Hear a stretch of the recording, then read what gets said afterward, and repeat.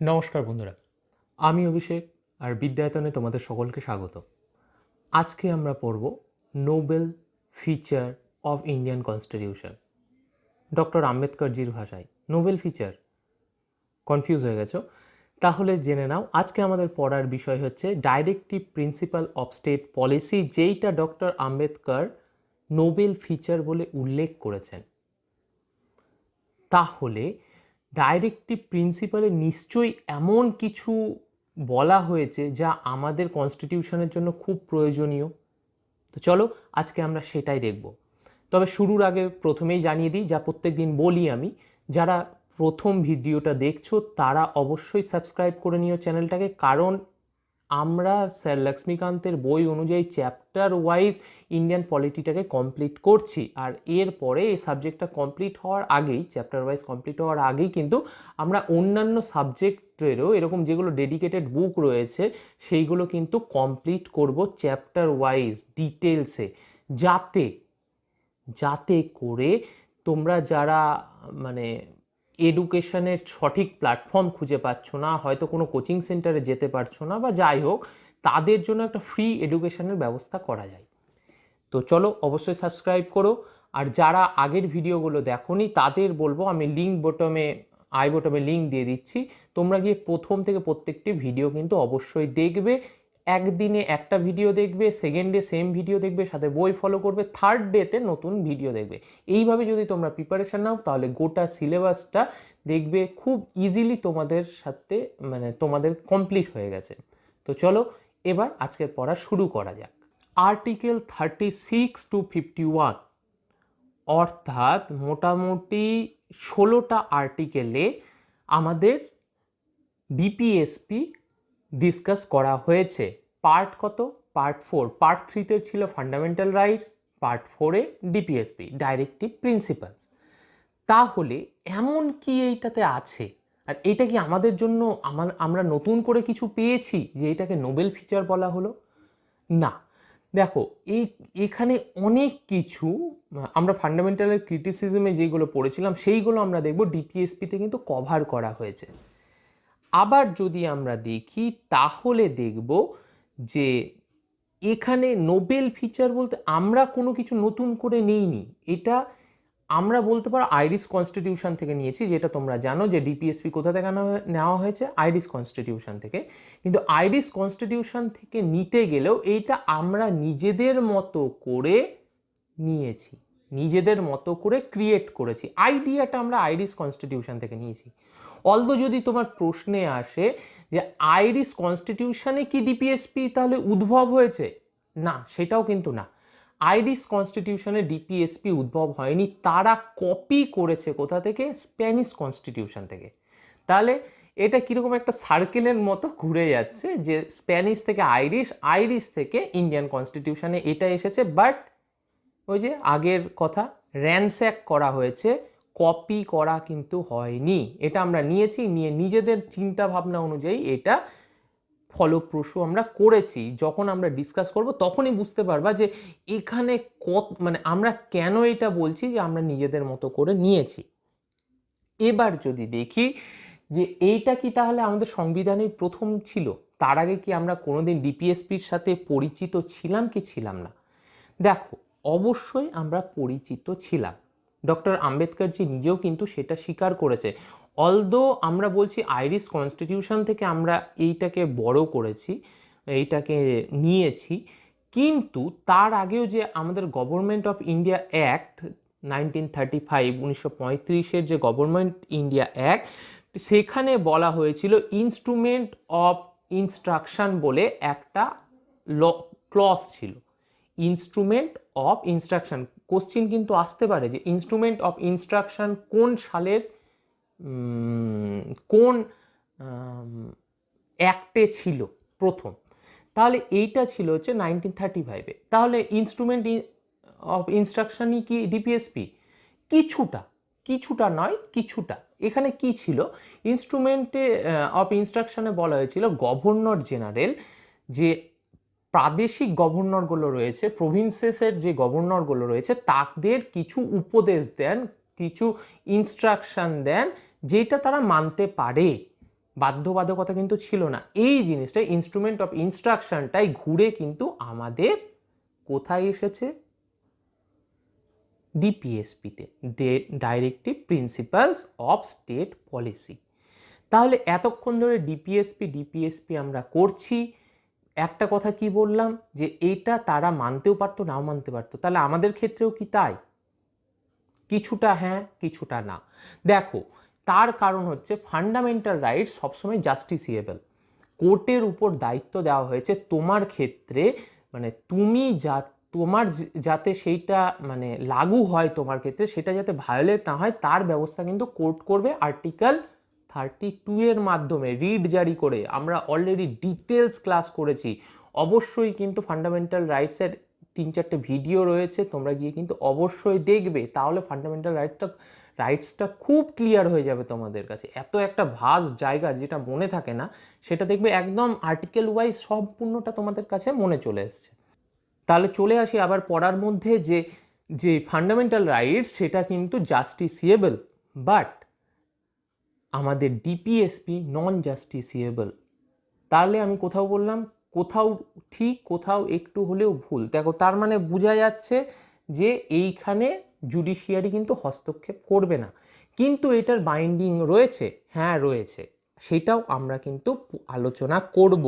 এবার যদি আমরা চলে আসি যে ডাইরেক্টিভ প্রিন্সিপালে কি বলা হচ্ছে, মোটামুটি কি বলা হচ্ছে, তাহলে দেখব যে ডাইরেক্টিভ প্রিন্সিপালে বলা হচ্ছে ওয়েলফেয়ার স্টেট গঠন করার কথা। কি state? Welfare state. Welfare state, এখানে দুটো টার্ম তোমাদের বুঝে নিতে হবে, বইয়ে লেখা আছে, তাহলে ক্লিয়ার হয়ে যাবে। কি কি? একটা হচ্ছে ওয়েলফেয়ার স্টেট, আর একটা হচ্ছে পুলিশ স্টেট।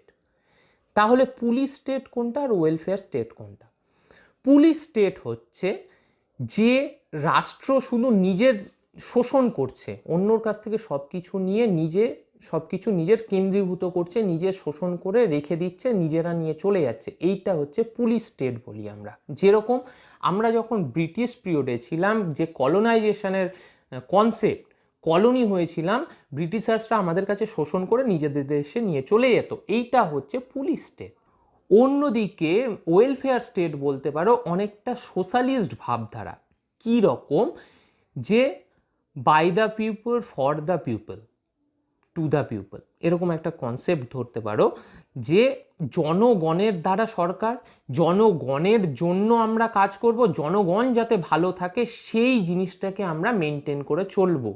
এইটাই ওয়েলফেয়ার স্টেটের কনসেপ্ট। মানে শুধু আমি আমার দেশের নাগরিকদের মানে ভালো রাখবো, মানুষকে, শুধু নাগরিক না বলতে পারো সবাইকেই, যারা নাগরিকই বেশি, তাহলে তাদের আমি ভালো করে রাখবো, এইটাই হচ্ছে ওয়েলফেয়ার স্টেটের কিন্তু কনসেপ্ট। আর আমরা সেটাই অ্যাডপ্ট করেছি, যে আমাদের স্টেট বলতে এখানে ইন্ডিয়া, আমাদের দেশ কিন্তু কি হবে?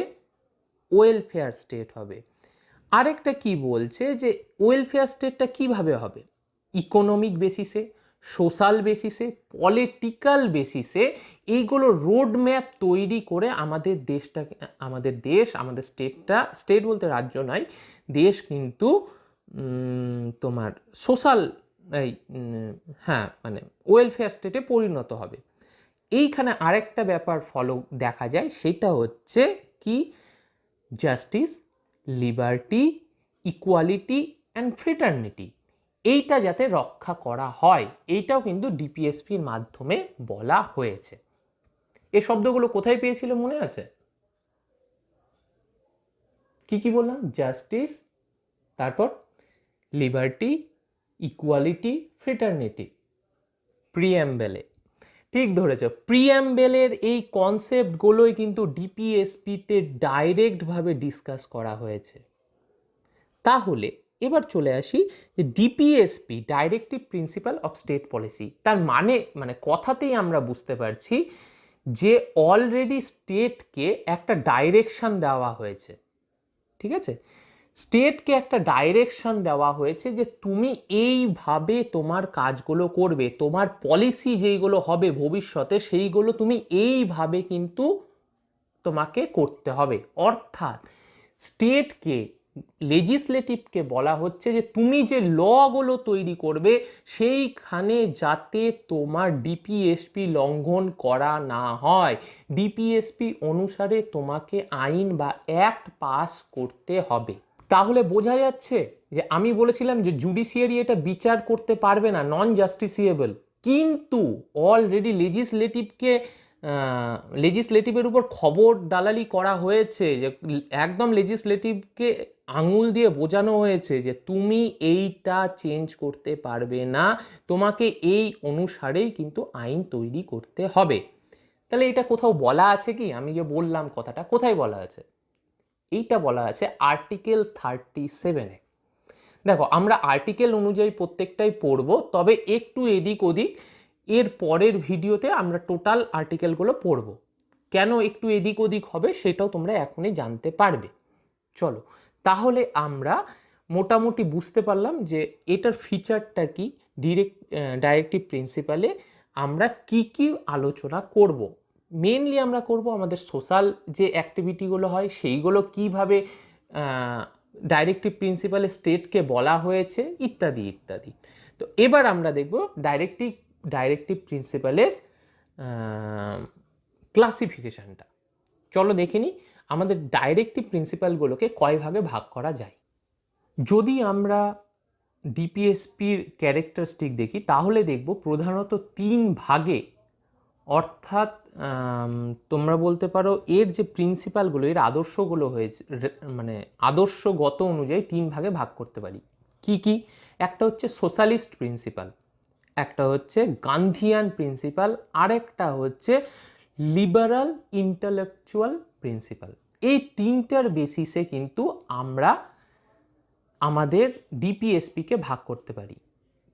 একটা কথা বলে দিই যে ডিপিএসপি হচ্ছে স্টেটকে অর্ডার দেওয়া হয়েছে, যেরকম ফান্ডামেন্টাল রাইটসে স্টেটকেও বলা হচ্ছে, সাথে ইন্ডিভিজুয়ালকেও বলা হচ্ছে, সেই রকমভাবে ডিপিএসপিতে কিন্তু শুধু স্টেটকেই অর্ডার দেওয়া হয়েছে যে তুমি এইটা করতে পারো, এইটা পারো না, মানে তোমাকে এইটা করতে হবে। আরও বেশি করে বলতে হবে, কি পারো না সেটা বলা হয়নি, কি কি করতে হবে সেইটাই কিন্তু বলা হয়েছে। তাহলে প্রথমে কি আছে দেখো, প্রথমেই বলা হয়েছে সোশ্যালিস্টিক প্রিন্সিপাল, তারপর গান্ধিয়ান প্রিন্সিপাল, লিবারাল ইন্টেলেকচুয়াল প্রিন্সিপাল।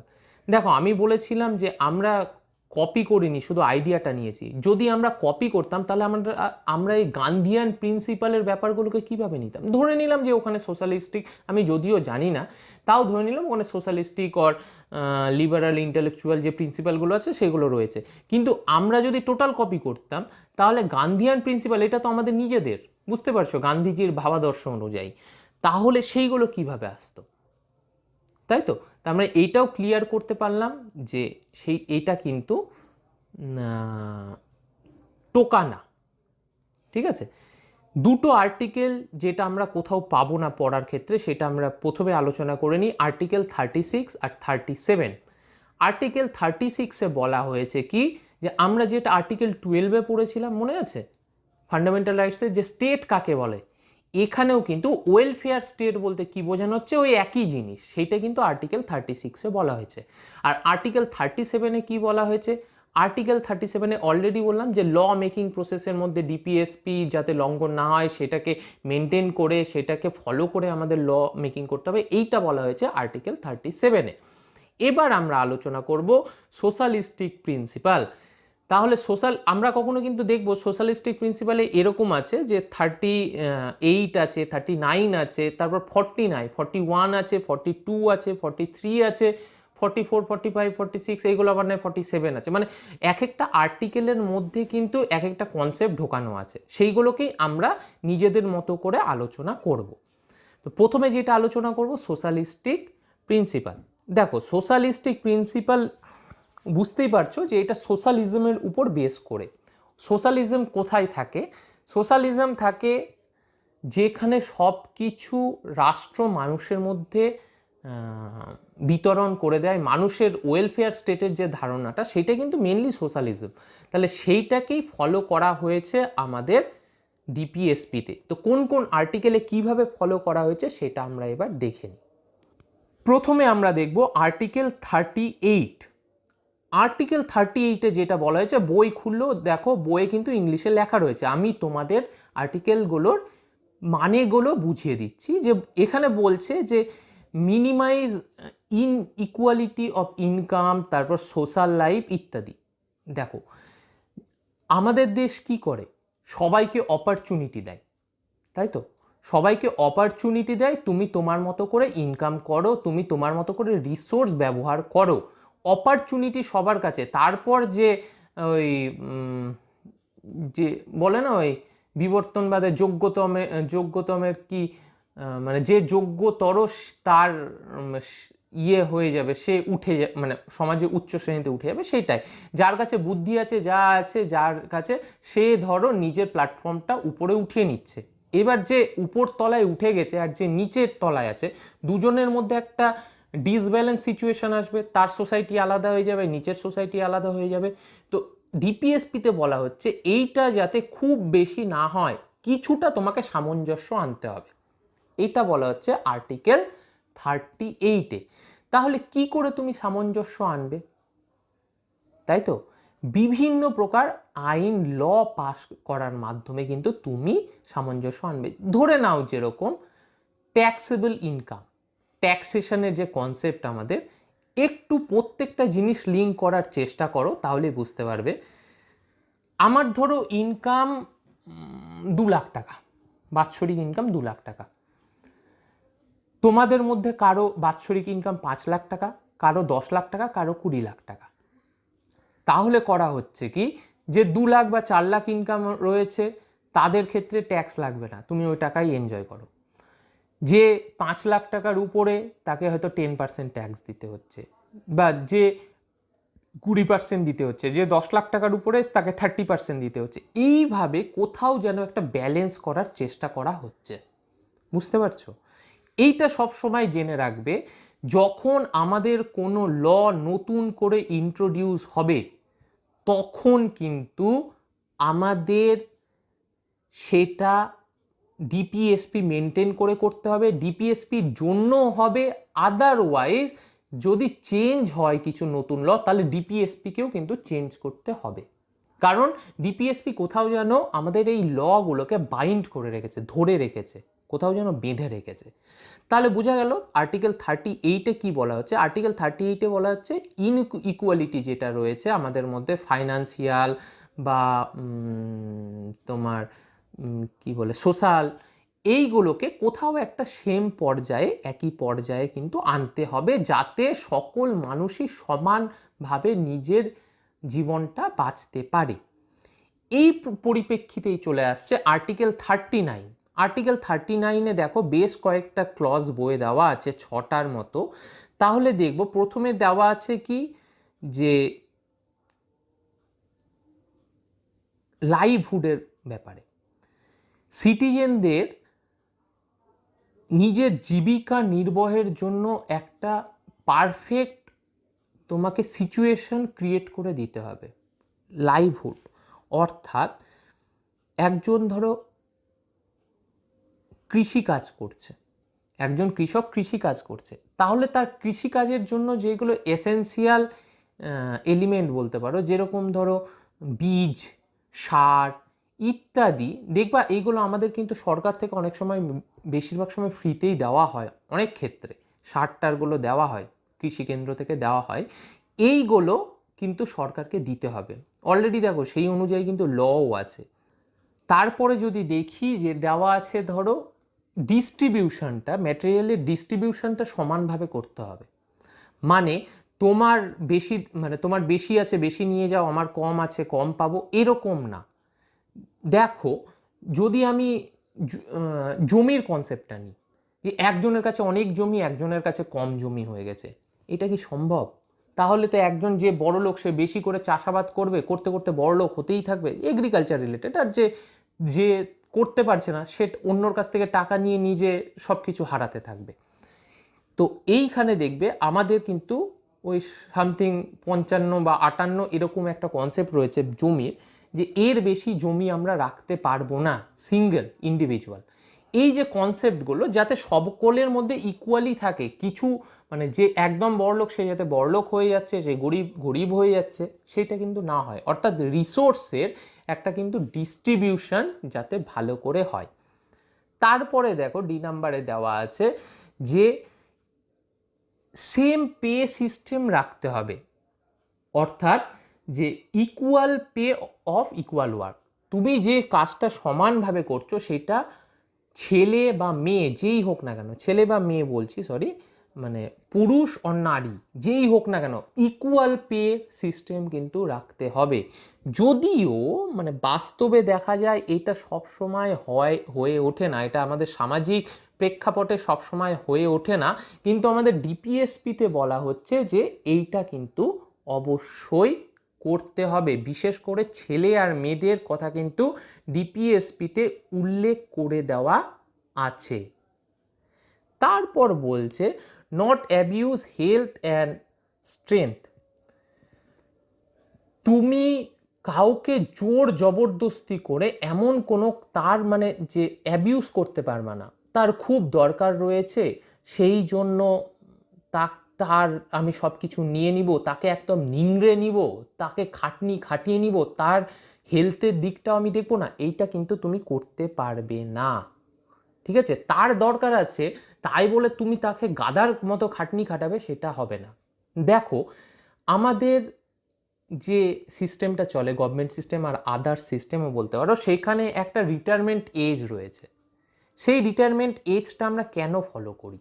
ধরো 60 ইয়ার্স বা 62 ইয়ার্স রিটায়ারমেন্ট এজ রয়েছে, কারণ সেই সময়টা গিয়ে কোথাও যেন হেলথ একটা ফ্যাক্টর হয়ে দাঁড়াচ্ছে, সুতরাং তারপরে তাকে দিয়ে আমরা কাজ করাতে পারি না। সো দ্যাটস ফর স্টেট বা গভর্নমেন্ট বলছে যে তোমরা ঘরে থাকো, তোমরা এতদিন কাজ করেছো, তোমাকে আমি কিছুটা কম্পেনসিয়েট করছি, তোমাকে আমি টাকা দিচ্ছি, তুমি বাড়িতে থাকো, তোমার হেলথের যত্ন নাও। ঠিক আছে, এইটাই কিন্তু বলা হচ্ছে। তারপর বলা হচ্ছে হেলথ ডেভেলপমেন্ট অফ সিটিজেন। ঠিক আছে, অর্থাৎ সিটিজেনের হেলথও কিন্তু দেখতে হবে, যতটা পারা যায় ফ্রিতে হেলথের চেক আপের ব্যবস্থা করা। ধরো এই যে কনসেপ্টগুলো, এইগুলো বলা হয়েছে আর্টিকেল 39-এ। আর্টিকেল 39 অনেকটা বড় এবং অনেকটা ভাস্ট এর কিন্তু এরিয়া। তাহলে এরপরে আমরা দেখব আর্টিকেল 39A সাবক্লজ এতে। এখানে বলা হচ্ছে equal justice and free legal justice for poor. গরিবদের জন্য ইকুয়াল জাস্টিস, আর যেটা ফ্রি জাস্টিস সেটা কিন্তু সবার জন্য, লিগাল এডটা সবাইকে দিতে হবে। মনে করো দেখো আর্টিকেল 22-তে কিন্তু আমরা দেখেছিলাম তোমার কাছে যদি লিগাল কি বলবো লয়ার হায়ার করার টাকা না থাকে, তাহলে কিন্তু স্টেট তোমাকে সেইটা দেবে। আমরা আজমল কাসাবের কথাও কিন্তু আলোচনা করেছিলাম, এটা অলরেডি কিন্তু ফান্ডামেন্টাল রাইটসে আর্টিকেল 22-তে রয়েছে। তাহলে আমরা দেখলাম আর্টিকেল 38, আর্টিকেল 39 আর 39 সাবক্লজ এ। সাবক্লজ এতে বললাম কি জুডিশিয়ারির ব্যাপারটা, যে লিগাল যে এড প্রোভাইড করার, সেটা আমরা কিন্তু অলরেডি আর্টিকেল 22-তে দেখেছি। এরপর দেখব আর্টিকেল 41। আর্টিকেল 41-এ বলা হচ্ছে রাইট টু ওয়ার্ক, তুমি কাজ করবে সেই অধিকার যাতে তুমি পাও, তোমার এডুকেশনের অধিকার তুমি যাতে পাও। এর ছাড়াও তুমি যখন বৃদ্ধ হবা তখন তোমাকে যাতে পাবলিক অ্যাসিস্ট্যান্স প্রোভাইড করা হয়, বার্ধক্য ভাতা দেওয়া হয় তো সেইটাই। তার সাথে তোমাকে কাজের জন্য একটা প্ল্যাটফর্ম দেওয়া হবে। মনে করে দেখো আমরা যখন ক্রিটিসিজম পড়ছিলাম ফান্ডামেন্টাল রাইটসে, তখন কিন্তু একটা ক্লজ দেওয়া ছিল রাইট টু ওয়ার্ক, যেটা চায়নাতে আছে, ইউএসএসআরে ছিল বা সামথিং। তো এইটা কিন্তু আমাদের মধ্যেও আছে, কিন্তু সেটা কোথায় আছে? সেটা আছে ডিপিএসপিতে। তারপর আর্টিকেল 42-এ বলা হচ্ছে যে তুমি তো কাজের অধিকার পেলে, এবার কাজের যে পরিকাঠামো সেটাও যাতে ভালো হয়, অর্থাৎ কাজ যেখানে তুমি করতে যাবে সেই জায়গাটা যাতে কাজের উপযোগী হয়।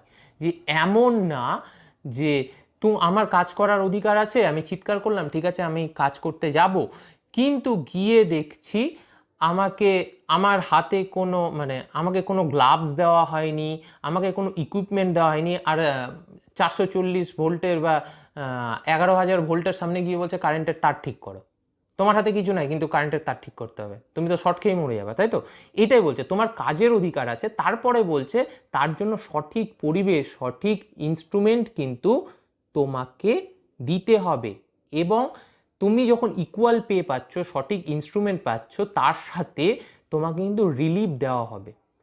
তুমি যাতে কাজের সাথে সাথে সঠিকভাবে বিশ্রামটাও পাও। তারপর আর্টিকেল 43-তে বলা হচ্ছে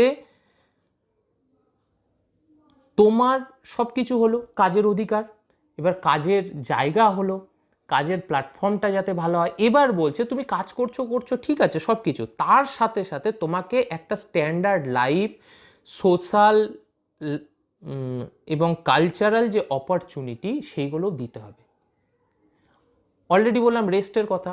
সুতরাং তুমি যখন দিনে 8 ঘন্টা কাজ করবে, বাকি সময়টা যখন তুমি পরিবারের সাথে কাটাবে, তখন তোমার সোশ্যাল লাইফটা, তোমার ফ্যামিলিগত লাইফ, ইকোনমিক্যাল লাইফ, এগুলো একটা তুমি এনজয়েবল সিচুয়েশনের মধ্যে কিন্তু দিন কাটাতে পারবে।